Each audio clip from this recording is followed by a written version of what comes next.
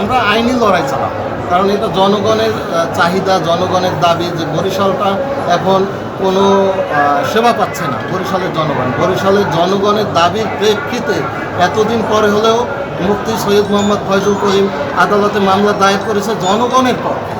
তার এই পদে যাওয়ার মতো কোনো ইচ্ছা বা আগ্রহ এরকম না। জনগণ যখন বলছে যে আপনি থাকলে আমরা সেবা পাবো, তখন সে বলছে যে জনগণের দাবির সাথে আমি একাত্মতা ঘোষণা করলাম, আমি আইনের আশ্রয় নেব, আইন যেটা ফয়সালা। আমরা মূলত এই মামলাটি করেছি 12 জুন 2023 তারিখে বরিশাল সিটি কর্পোরেশন যে নির্বাচন হয়েছিল সেটা অবাধ নিরপেক্ষ হয়নি।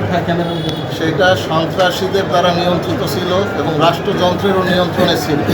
যেটা সেই নির্বাচনে ইসলামী আন্দোলন বাংলাদেশের প্রার্থী মুফতি মোহাম্মদ ফয়জুল করিম সাহেবের চরমনায় উনি হাত পাখা মার্কা নিয়ে নির্বাচন করেছিলেন এবং ওই সময় প্রেক্ষাপটে দেখা যাইতেছিল যে তৎকালীন আওয়ামী সন্ত্রাসীদের বিরুদ্ধে সাধারণ জনগণ এক হয়ে দলে দলে হাত পাখায় ভোট দিতেছিল। এই বিষয়টা যখন আওয়ামী ক্যান্ডিডেট এবং সাবেক প্রধানমন্ত্রী শেখ হাসিনার ভাই একটু ইন্টারাপ্ট করি, এগুলো সব আমরা জানি।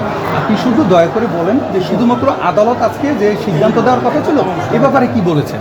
আজকে বিষয়টা আদেশ দেওয়ার কথা ছিল যে এই মামলাটি গ্রহণ করা হবে কি না।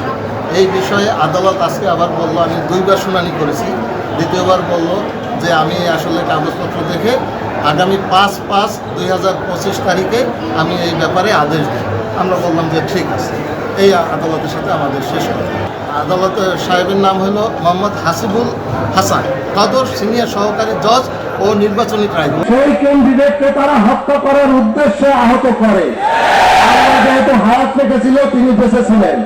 তারপরে মামলা করার মতো কোনো পরিস্থিতি ছিল না এবং 12টার পরে কোনো সাধারণ জনগণ নির্বাচন কেন্দ্রে যেতে পারে নাই। শুধুমাত্র আওয়ামী সন্ত্রাসীরা কেন্দ্রগুলো দখল করেছিল এবং 71 টিভিতে দেখিয়েছিল যে মেয়রের ব্যালট নাই। জিজ্ঞেস করছে 71 টিভি যে মেয়রের ব্যালট কোথায়, আওয়ামী লীগের নেতারা নিয়ে গেছে। প্রতিটা কেন্দ্রে এরকম হয়েছে এবং সেখানে তারা ভোট দিয়ে এই সন্ত্রাসী কায়দায় আবুল খায়ের আব্দুল্লাহকে নির্বাচিত ঘোষণা করে। তখন 12টার পরে যখন আমরা আহত হই, আমরা চলে আসি হাত পাখার পক্ষে। আমরা দেখেছি 23 তারিখ দলে দলে সাধারণ জনগণ এই নির্বাচনে হাত পাখার পক্ষে ভোট দিতেছিল।